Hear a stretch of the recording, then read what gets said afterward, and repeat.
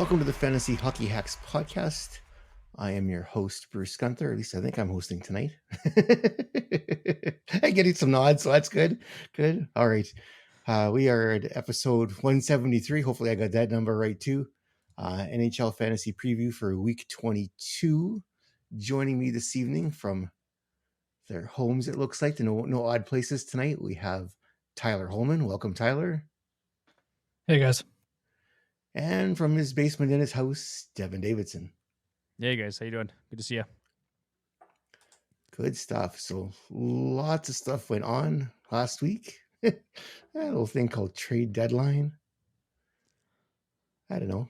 I guess, well, before we get into that, we'll see Fantasy Preview 22. We'll just jump right into it because Devon's itching to get his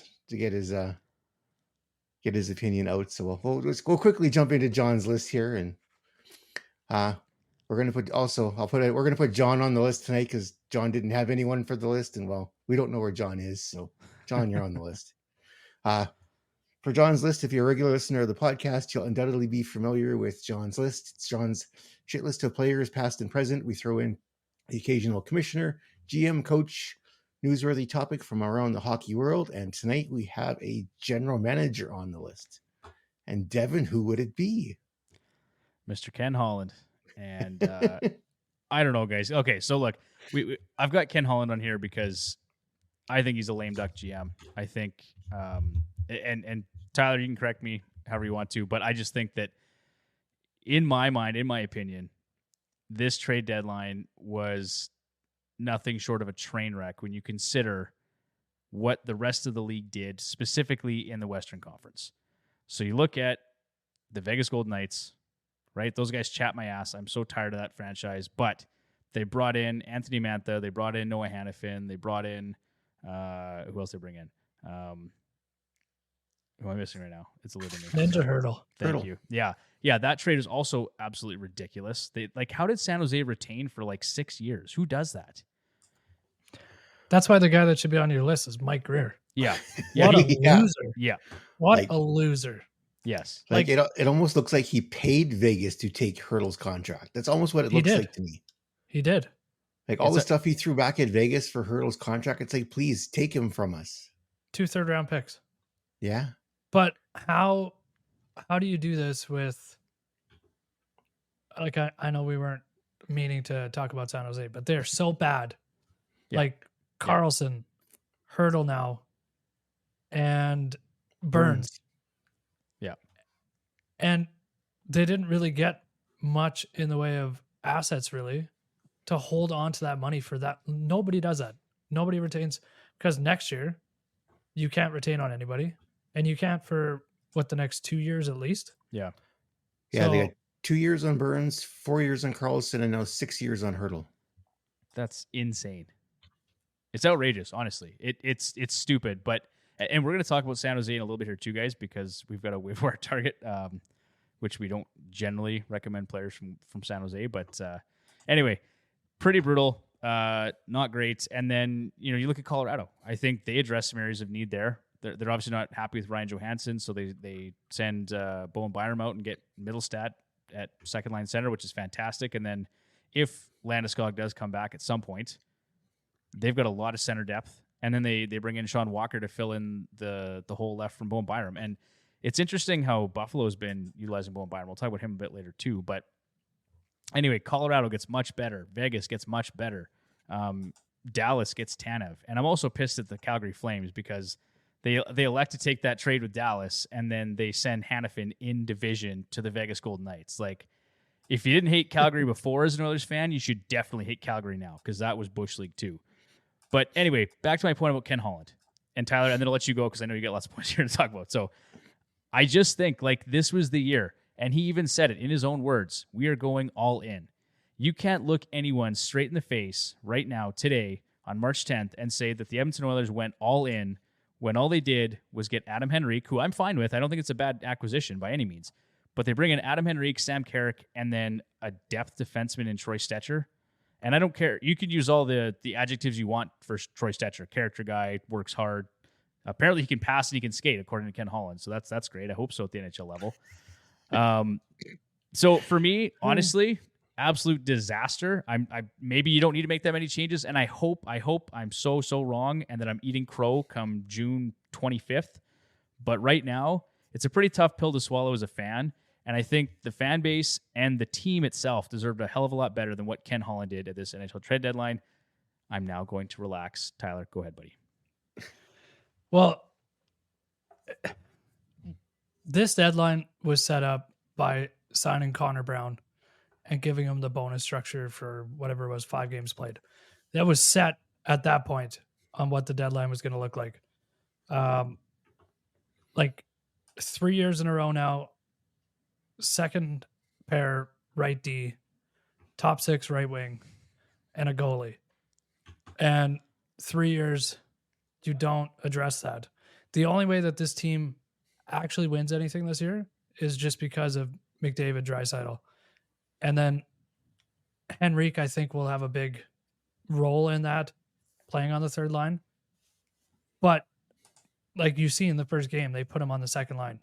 Yeah. Like they need to get somebody that can play with Draisaitl so you can separate the two for your 2 lines. And Kane can't do that, obviously. So not getting that when other teams were able to get that is super frustrating. And they should have done it earlier in the year instead of waiting to the deadline. Yeah. They should have addressed it before. Like if Connor Brown played for Vegas, his whatever that bonus kicked in, 1 game before that, he would have been sent down. Yeah. He would have been sent down. Guaranteed. And that would have been the end of it. And they would have probably called him back up in the playoffs. And that's yep. That's smart. And they would have only management. paid him $775 instead of having an overage next season. Stupid. But because they didn't do that, and this is like, it's Ken Holland and it's also Connor Brown, really, because he was supposed to be a second line right wing, and he hasn't got a goal yet. And yeah, he can penalty kill, but Ken Holland didn't do anything to fix his mistake and Connor Brown's lack of production throughout the season. And then this is just kind of what you're left with, which I still think that they are a really deep team. They also didn't, like, any of the chemistry that the team has, they didn't really alter that at all, which is good. They do have more depth. Like, you can still call up Gagne, who can slot in anywhere for a short period of time, which is what the playoffs are. Mm-hmm. Holloway, if he doesn't get hurt playing in the minors, because he seems to get hurt every time he goes down there, you can call him up and he can skate around really fast and not produce anything up here in the playoffs. So they do have depth for people that they can fill in. But playing Warren Fogle on your second line, even McLeod, like, that's not good enough for what this team is supposed to be. And they both look good. To their credit, McLeod and Fogle, the last couple games have looked pretty good, right? Was that today they scored that shorthanded goal, or was that yesterday? I think it was against Buffalo. It doesn't matter. It was today. They look good, right? So, Was like, it was yesterday. They scored against UPL shorthanded. Yeah, and then, I look at teams like Winnipeg. Are you telling me that you couldn't have acquired Tyler Toffoli? Like, you managed to get a deal together with a third-party broker, right, for Henrique. Why couldn't you have done something to bring in a legitimate second-line right wing in Tyler Toffoli at $2.125 million or at $1.5 million for a rental? I don't understand that. I feel like they were really kind of zeroed in on Eberle. And they kind of were locked in on that. And then once he signed, I think they just decided that they were done, rather than like looking at Toffoli for what he went for. Yeah. And I know people are mad too about giving up a first round pick for Henrique and Carrick, but you got him at 75% retained. That's what it costs to do that. For me, it's like, I don't think Eberle should have been the target to begin with. Like, Toffoli is a bigger body. He's more of a pure goal scorer, and he's got Stanley Cup pedigree, right? So that's a guy that he's been there, he's done that, he knows how to play, and he's actually shown he can be successful moving into new teams and new systems right away. And not to say that Jordan Eberle couldn't do that or some of these other players couldn't have done that, but Toffoli can, and the acquisition cost wasn't that high. I also think, like, Tarasenko, what did that cost them? A second and a third or whatever it was? It was a pretty minimal acquisition cost for Tarasenko. But Tarasenko wasn't going anywhere That's the only but place he was Florida. going. It's the only place he was going to go. Yeah. And that's why it cost what it did. I don't know. And then even just for Winnipeg to bring in Colin Miller, right? Like that's just a more experienced defenseman. Like Troy Stetcher has been a healthy scratch in Arizona. Like you're telling me that's the best we could do as a depth defenseman? I think the other thing you look at too is New Jersey completely changed their goalie depth chart in an hour. Yeah. And like in 3 years, you can't do that. Yeah. Like that, somebody else did it in an afternoon. And who knows if it's going to be better. I mean, it probably is going to be better than what they had, but it was an obvious weakness. They tried to get Markstrom, and Calgary completely screwed that thing up. Brutal. And then they still went ahead and made something work, and they can still go and get Markstrom at the draft in the summertime or somebody else.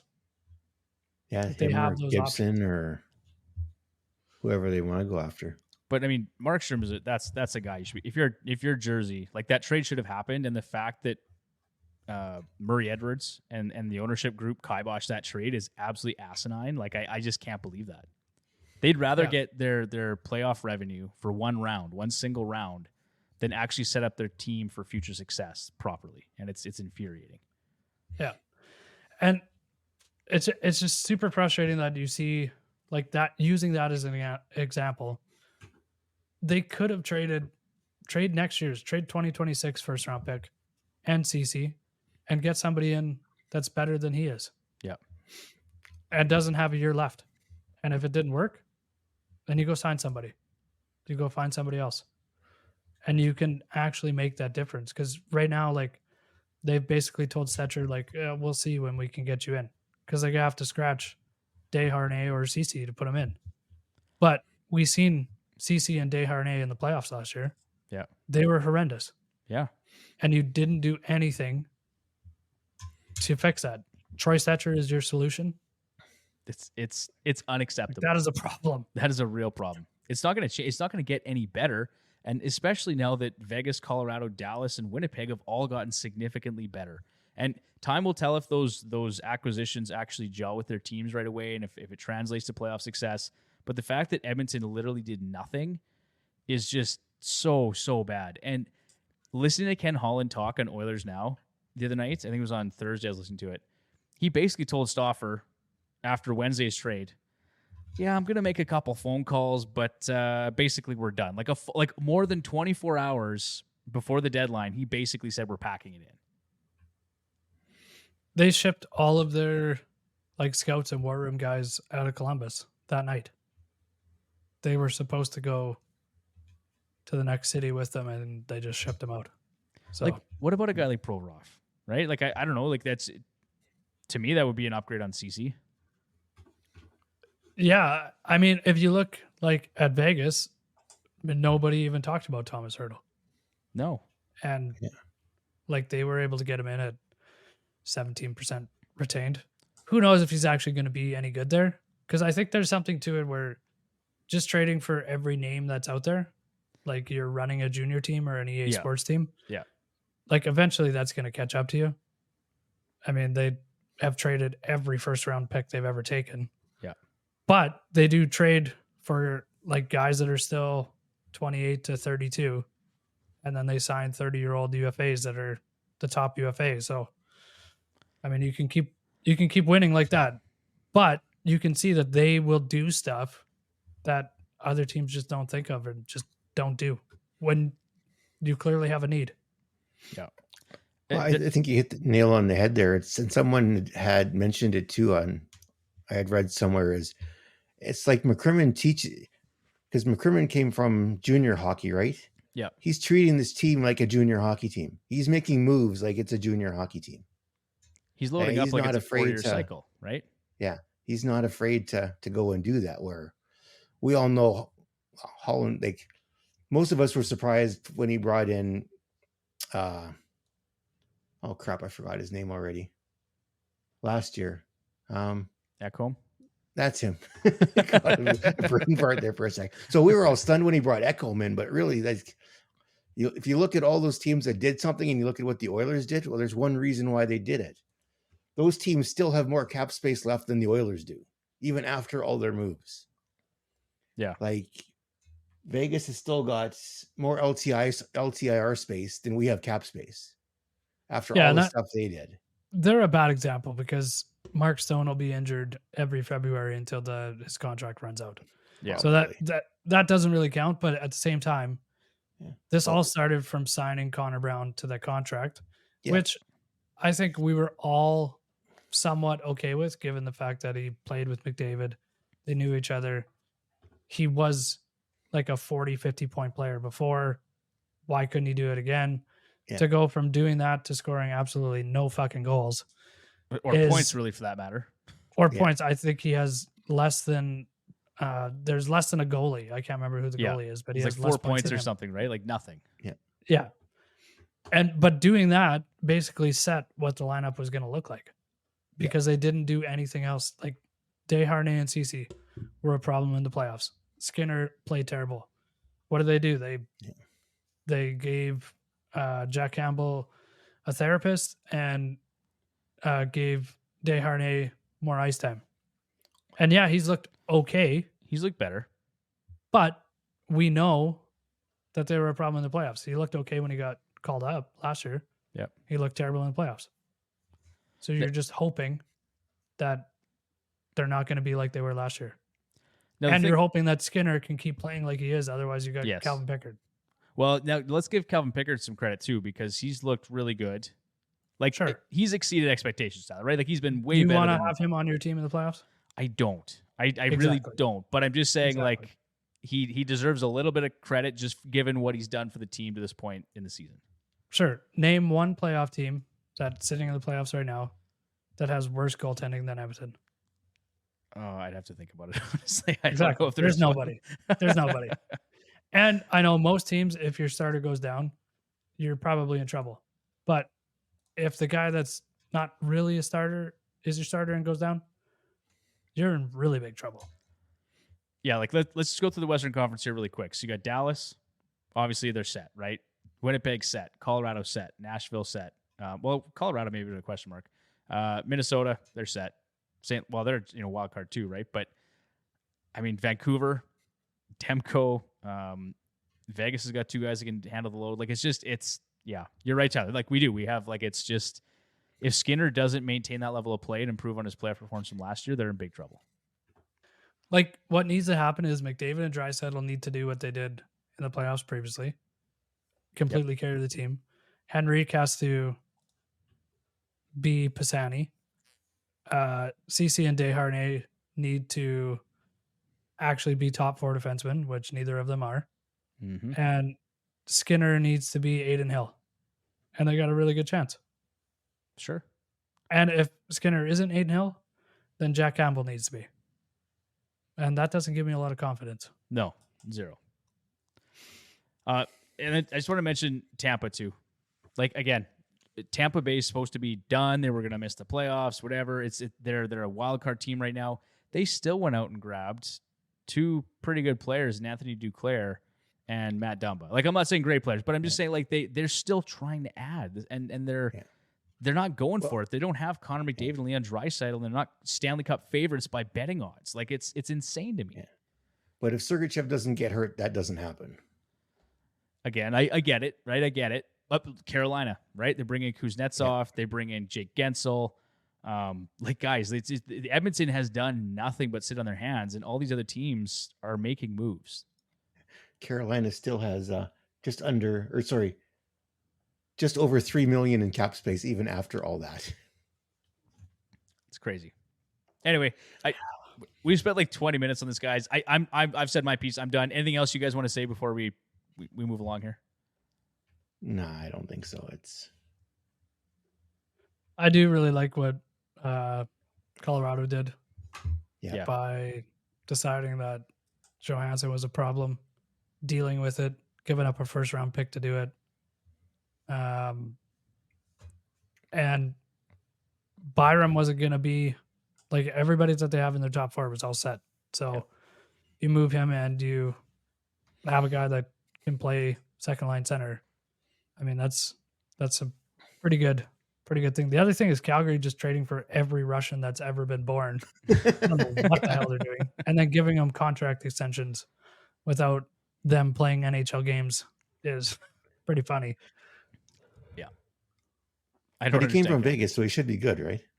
No, I mean, he played, 5 games for Vegas? 29. No, same That's thing. typical. Yeah, play 30 games. We'll send He's you. 6 days younger than Hanifin. Yeah, exactly. So, Apparently, he's got one hell of a shot, though. so they did Corey Potter. say. Yeah. All right. I think we've killed that horse. I think it's dead now. Let's move on to Fantasy Lock of the Week. Fantasy Lock of the Week here this week is Mr. Nathan MacKinnon from the Colorado Avalanche. He is rostered everywhere. He had himself a pretty good week. In 3 games, he put up 10 points, including 3 power play points and a game-winning goal. 20 shots on goal while averaging just under 23 minutes time on ice. And had averaging just over 5 minutes here on the power play included in that. He is your current NHL points leader with 111 points. I didn't realize he had leapfrogged Kucherov until I looked it up.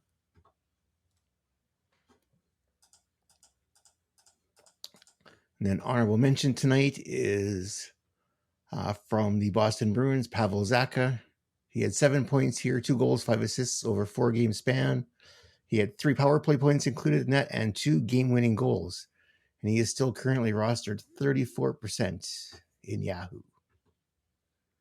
Doesn't seems a little light, but he might get scooped up. You never know.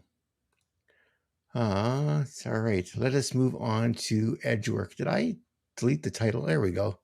Thought for a second there I deleted the title when I did the notes. Edgework here for week 22. This is the segment where we put in the work to give you the edge in your fantasy hockey leagues. Each week, the hacks will cover the schedule, waiver wire targets to guide you to victory. So for week 22, follows the familiar pattern. We've got 53 games on the slate, 3 full days, Tuesday, Thursday, and Saturday, and 4 light days. Light days are where 50% or fewer teams are in action. This week, we have a unicorn, shall we say. The New York Rangers play 5 games this week. They play 2 sets of back-to-backs, bookending the week. So this would be the week to possibly stream some New York Ranger players. There's also 13 teams that play 4 games this week. Of those teams, Winnipeg is the only team out of the teams that play 4 games that play all 4 of their games on light days. Atlanta. Oh boy. LA and St. Louis play 3 of their 4 games this week on light days as well. So those will be something to take a look into here this week if you need to plug in some players. Teams to fade this week are Edmonton, Nashville, Tampa Bay again, Toronto, and Vancouver, as they only play 2 games this week. So for a quick recap here, Monday we play 4 games, Tuesday's got 10, Wednesday is 4, Thursday 12, Friday 2, Saturday 14, and Sunday has got 7 games. So we list each of the teams with how many games they play here in the notes. We'll post that along with the podcast. Next, we will move on to waiver wire targets here for week 22.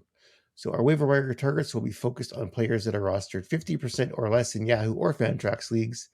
When considering players to target, we review recent performance, player deployment, upcoming schedule, and more. Can take a wild guess at how many Rangers are in this list for tonight. I'm laughing at Tyler because he just added one of our waiver wire targets. Let me guess, Lafreniere. He did, yeah. He sure did. Yeah. Well, that's good because I forgot to do it. I was going to do it earlier today, but I got too tied up with stuff and I never got a chance to. So, there you go. All right. I guess let's see. Who should we start with? Well, Tyler, why don't you we'll jump down the list. Tyler, since you just signed him to your team, you can talk about Lafreniere. Or can you even see the show notes? What about Mittlelstadt? You want to talk about Mittlelstadt? I figured since you added Lafreniere, you could talk about Lafreniere. Well, he loved the Mittlelstadt ads. We might as well talk about him. Okay, yeah, there you go. I didn't even read the show notes. I just said that the Rangers played 5 games, so I just Immediately, I picked the first Ranger I could find. Mittlelstadt, though, roster 31%. 3 games playing on line 2 with Drouin and Nikushkin. 3 points, goal, and 2 assists in his last 3 games of the new team. Casey Mittlelstadt finds himself in a fantasy-friendly spot. I think that playing on the second line there, especially with Nikushkin being back, and it sets up really well for, like, he's not much of a shooter. Definitely a playmaker. Nikushkin could shoot the puck.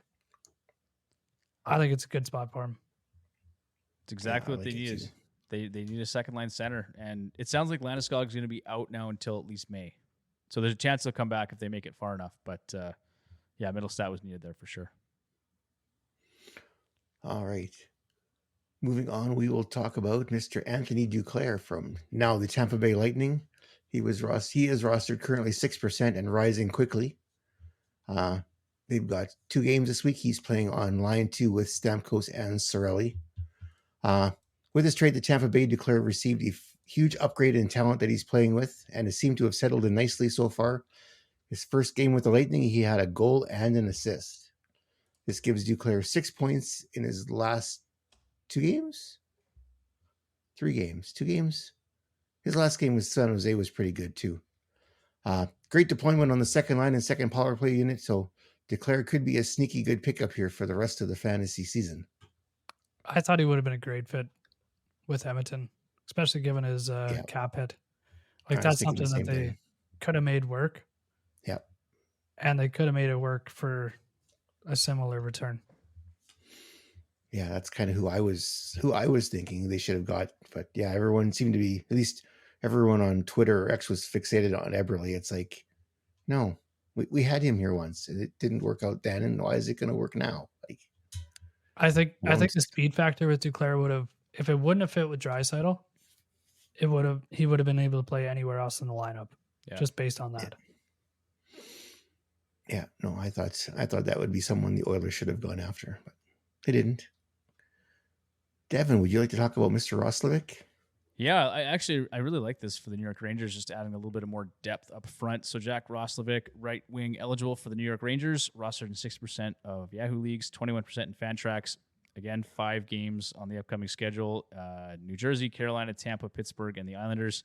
But he's playing right now with Chris Kreider and Mika Zibanejad, as well as on power play too. So a nice change of scenery for him, going from a bit of a fantasy wasteland in Columbus to Broadway to ride shotgun with on the top line there with Kreider and Zibanejad. That's a pretty nice change of scenery, I would say. Prior to the trade, though, and Bruce, good on you for spotting this one, because I was not aware he was doing this well, but he had posted 13 points and 4 goals in 12 games, averaging 3.7 shots on goal per game dating back to February 13th. In his Rangers debut, the results were a bit more modest, obviously. 2 shots on goal in 16:21 time on ice and 2.5 minutes on the power play.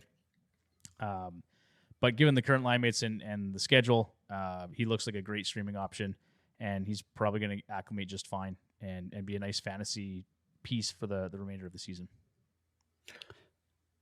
I think I should have brought this up before, but just talking about Roslovic, thinking about Dubois, and like that Ullmark, like Boston had a trade. Yes. For Ullmark somewhere. To LA, right? Was that the deal? LA. Well, and it sounded like, Pierre Dubois was part of that. It's just, it's the best, because I hate that guy so much. But you sign him to an 8-year contract or whatever they signed him to. Yeah. And you're ready just to get rid of him as soon as you could. And what a difference that would have made for LA too. Yeah. Because that's the other thing. Oh, yeah. And we should have brought this up earlier. LA doing nothing and just like falling in the standings and doing nothing to address it. Yeah. Is something else. Well, and the crazy thing is LA is actually sitting 3rd in the Pacific right now.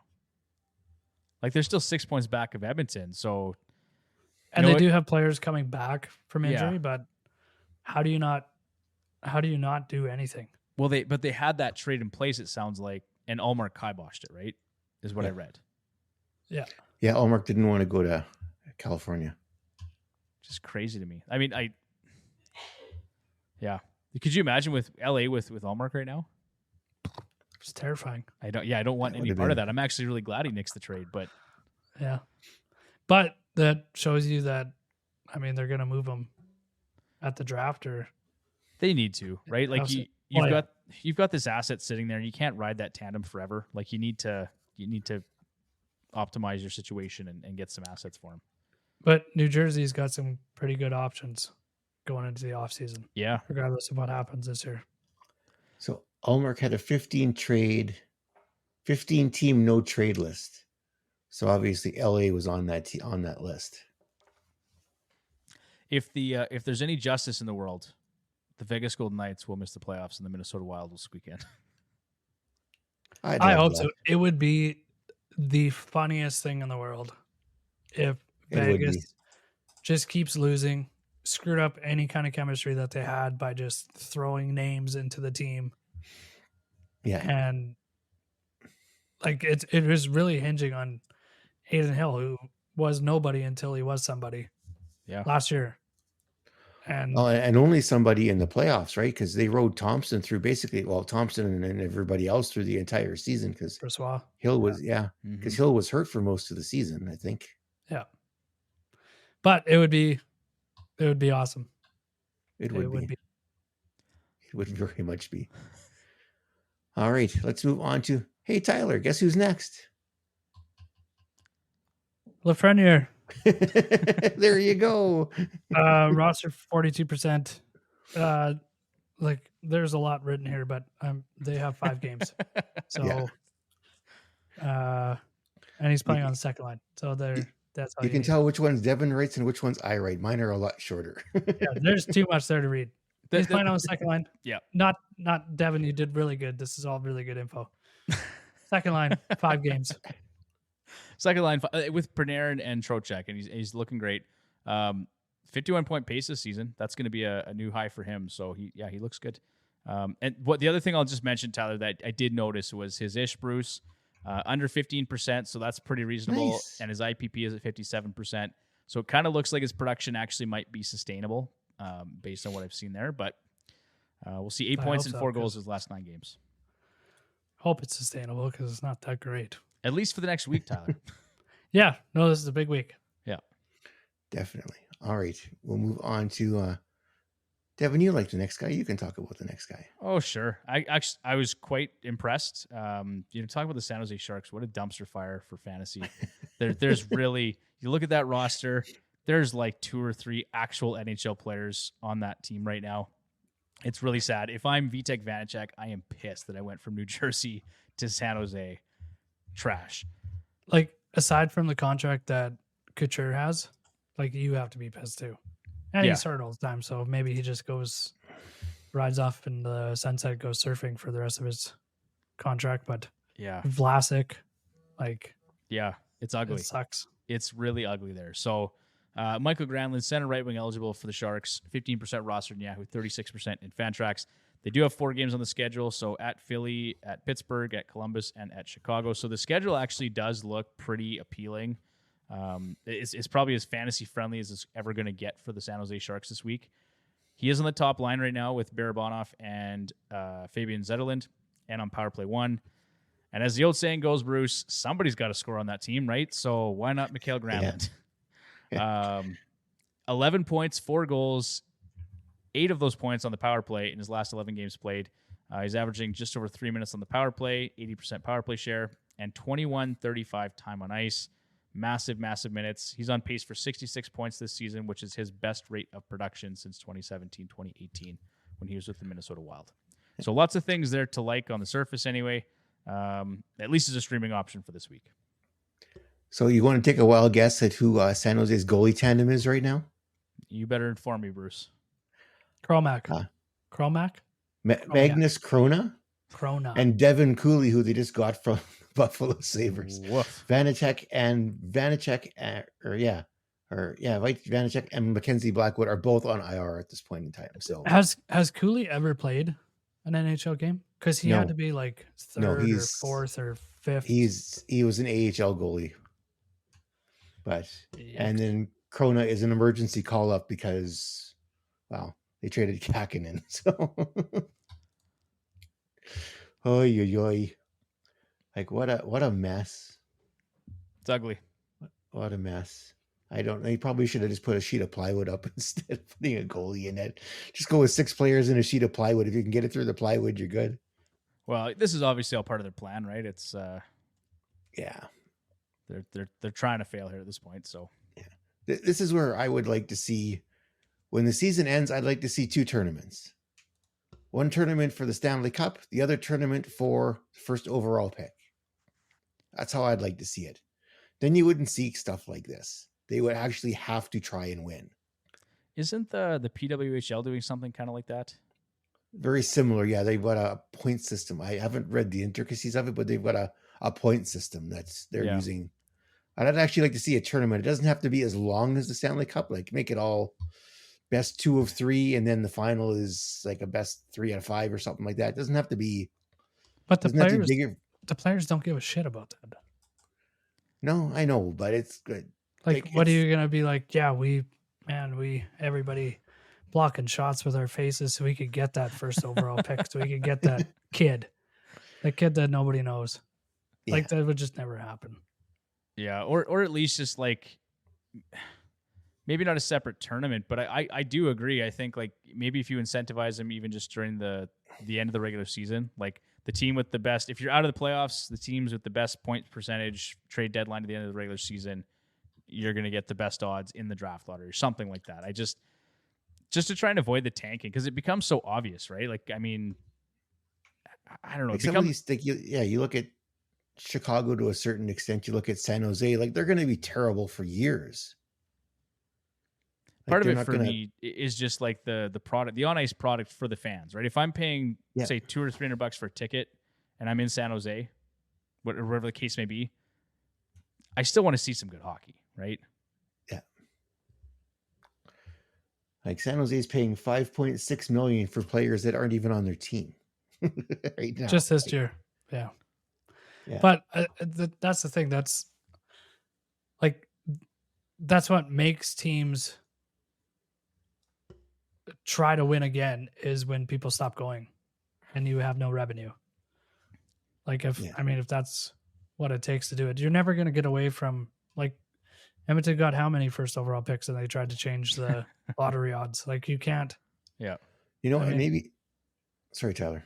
Well, I was just going to say that it's probably the best setup that they have for, like, I mean, you can tank and you might not get the first overall pick. Yeah. Then you just look like idiots. Yep. Yeah. True story. Look at the Rangers, right? They had the second overall pick one year, the first overall pick next year. They signed some UFAs and all of a sudden they're contenders. Like that's probably the most optimal way of doing a rebuild. But you know what, Bruce? It's almost in spite of those picks. Like Capo Caco and Alex Lafreniere to this point have been almost non-factors, right? Depth players. Yeah. But you bring in Trocheck, you bring in Panarin, you bring in, Trouba, like guys like that have, even Jonathan Quick this year has been fantastic. Shesterkin shows up. Shows up. They drafted Shesterkin. Like, yeah. Jacob Trouba wants to go there. Yep. Keandre Miller's pretty good. Adam Fox decides that he doesn't want to sign. Calgary. Only wants to go to New York. Yeah. I mean, that's a pretty tough example to use because everything went right. They did. Well, that's what I said. It's kind of everything went right for them, right? Where you could be like Buffalo and like they have drafted some good players, but they just suck all the time. Yeah. All right. Let's move on to defensemen. I think we've killed that horse pretty good too now. So first defenseman on the list is a brand new Buffalo Sabre, Bowen Byram. It's early, but a change of scenery seems to have done Bowen Byram some good. 2 points, 1 goal, 7 shots on goal, 4 hits, power play. He's on power play 1. Yeah, with Darlene. How much? 69% power play share. Like he's 69% share. Yeah. Just over 25 minutes time on ice for the first two, just over 25 minutes time on ice for his first couple of games. They said they had a use for him and they've been using him. They're rolling him out there like he's their best defenseman. It's crazy. Super interesting how that's all going to work, because there's no team that has 3 top 4 defensemen under 25 years old. Yeah. And all like Power he has a big 8-year contract extension that kicks in next year. Darlene has a big extension. Byram doesn't. He has 1 year left. But what team wins with your top 4 defensemen being children? Like nobody does. Yeah. I Well, actually their oldest. go ahead, Sorry, Bruce. No, go ahead, Bruce. Their oldest player on defense is Connor Clifton, who they got from the Buffalo Sabres. Yeah, He's 6. 28. Yeah, 6-parent guy. They signed Samuelson. Yeah. Samuelson's what, 23? 8-year contract too. Yeah, Samuelson's 23. Darlene's 23. Byram's 22. He's younger than Darlene. Yeah, Powers 21. Yeah, Yokoharu's 24. Jacob Bryson is 26. Yeah, Powers 21, and Cale Clegg is 25. How do you win like that? no, you can't. I thought this was a kind of a weird trade for Buffalo, to be honest. And from fantasy perspective, I didn't really think this was going to benefit Byram much either. It's like he's going to play behind Darlene and I thought behind Power, but they're not utilizing that way. So I'm just like, for Buffalo, how are you going to use this guy, right? And I don't know. Yeah, it's kind of a funny trade, I agree, but it was great for Colorado. You have to think this summer that they're going to do something big. They're going to have to move out some of these players, younger players, and bring in some other ones so they can move forward. Jeff Skinner, they're playing him on the fourth line right now. He played 9 minutes. the other day. 9 minutes. I dropped him yesterday. I was like, this guy is doing nothing.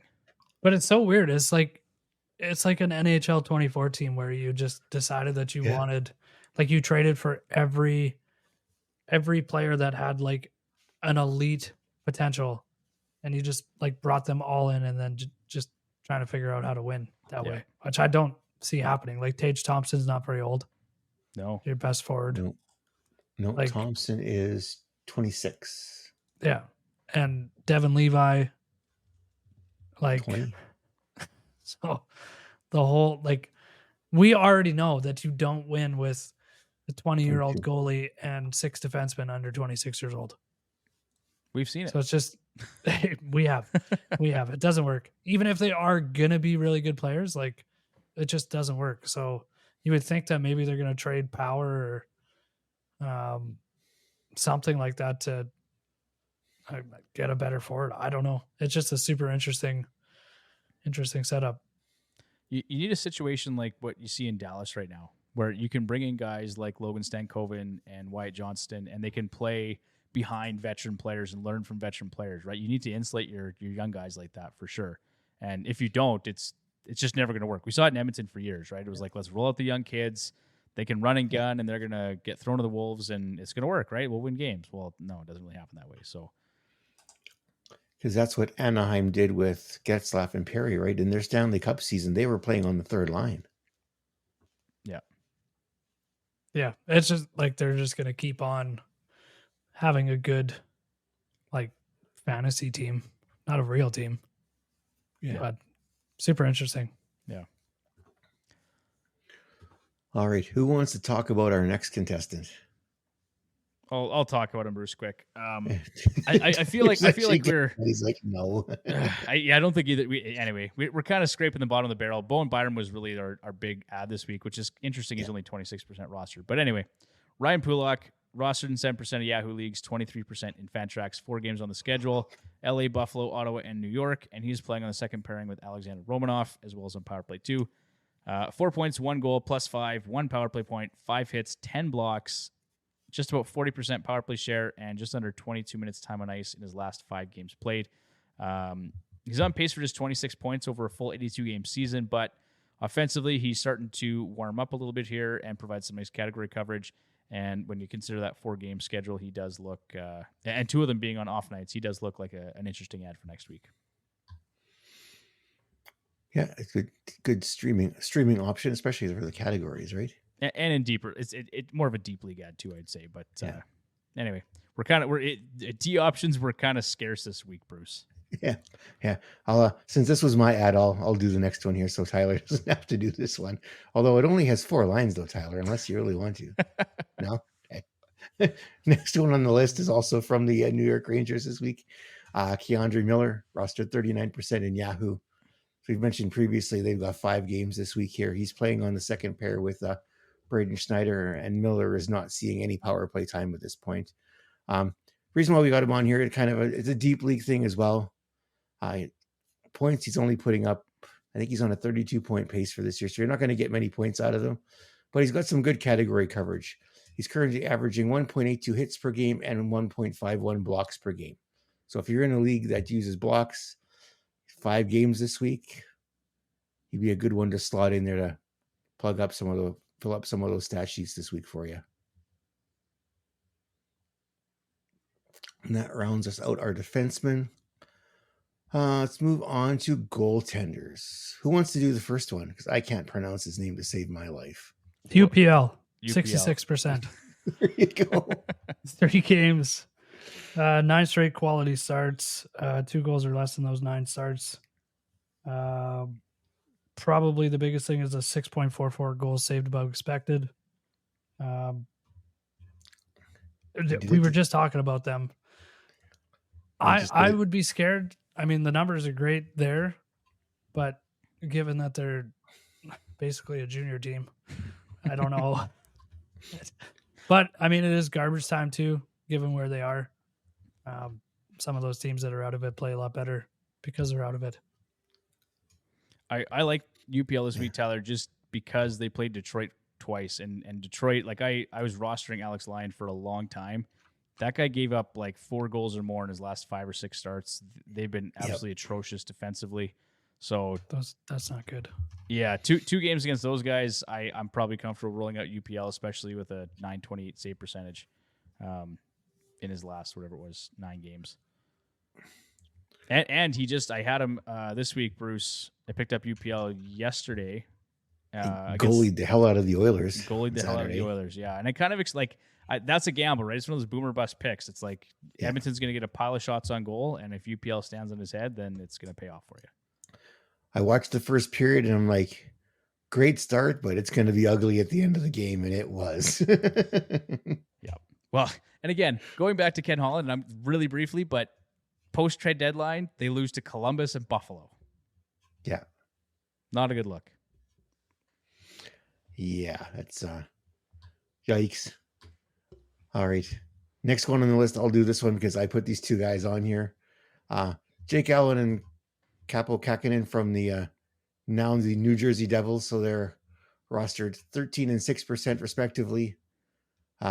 Jersey's got 4 games this week, providing that Allen can get his visa issues sorted out. The crease in Vegas, the crease in New Jersey is very much in flux, but that means there's a number of streaming options to choose from.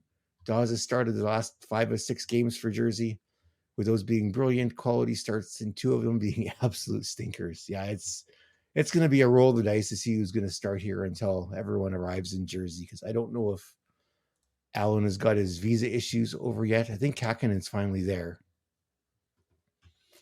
Yeah, but yeah, they've got themselves set up nicely here. They've got Allen to give a bit of a veteran presence there, and they can try and figure out what they've got in these 2 guys at the end of the season. And if they don't like either of them, they can go get one in the off season, and it really isn't going to matter a whole lot. They're still 6 points back of a playoff spot, so I mean, they could push, right? They're close. If Allen goes on, Allen or Kähkönen's probably got better numbers than Allen right now. Yeah, but they go on a run. Yeah, they could very well be in a playoff spot, which would be absolutely hilarious, to be honest. But it's definitely doable. Yeah, I think the point here, Bruce, is that really we're just saying it's the Devil's crease you should be keeping an eye on, right? So just whoever is available to stream, probably not a bad option at this point, just given that they're still in the hunt for a playoff spot. The week is going to be a little rough. They're on the road all 4 games. They got the Rangers, Dallas, Arizona, and Vegas. So 3 of those games could be a little Arizona game. They should be able to handle Arizona. Well, even Vegas, but the right other now 3 are going to be tough sledding. Sorry, even Vegas right now is struggling. So if they, that's true. There's a possibility they come out of these games. And again, 2-2. It's 4 teams that can probably put some pucks on the net. So if you're looking from a fantasy perspective, there's saves to be had there. Definitely. We've got a couple other listed on here too. So we've got Jonathan Quick. He's registered 38 in Yahoo, 46 in Fantrax.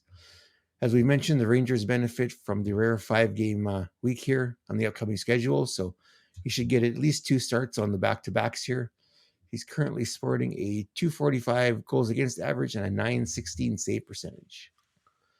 Another goalie to keep an eye on here for is Mr. Charlie Lindgren. The Capitals' netminder has been solid this season, particularly the month of March. Oh boy, where he is sporting a 3-1 record in 4 appearances, a 1.7 goals against average, and a 942 save percentage. 4.61 goals save above average and 1 shutout. Washington has got Winnipeg, Edmonton, Seattle, and Vancouver, so that's a tough schedule, making him kind of a boomer or bust option. Yeah, you never know too. Like Washington made some trades, and they're playing better too now.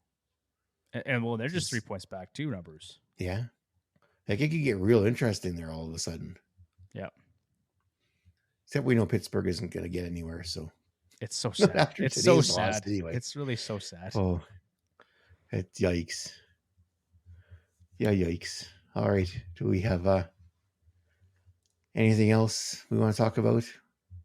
Any more trade stuff before we no, just kicking bones at this point? I think we've probably rambled lots here, Bruce. One thing I'll mention too is that Ryan and Evan did do their own episode that I think it's fully dedicated. It's a trade deadline recap basically. So they'll probably spend an hour or so venting their frustrations. I haven't had a chance to listen to it because they just published it, but knowing Ryan and Tyler, you know exactly what I'm talking about. He is even more upset than I am about this deadline. So I can only imagine the things they talked about in that episode. So make sure that'll be a must-listen podcast then. Yeah, go give that one a listen to for sure. All right. So that is the show for the week. Thank you for listening. You can find us on Twitter or X at FH Hacks and on Instagram at Fantasy Hockey Hacks. I always throw the extra H in, always. Don't forget to check out our live show, Hacks Hangout, every Wednesday night at 9 p.m. Mountain Time on EdmontonSportsTalk.com and YouTube.com/heavyhockey. Everybody have a good evening. Take care, guys. See you guys.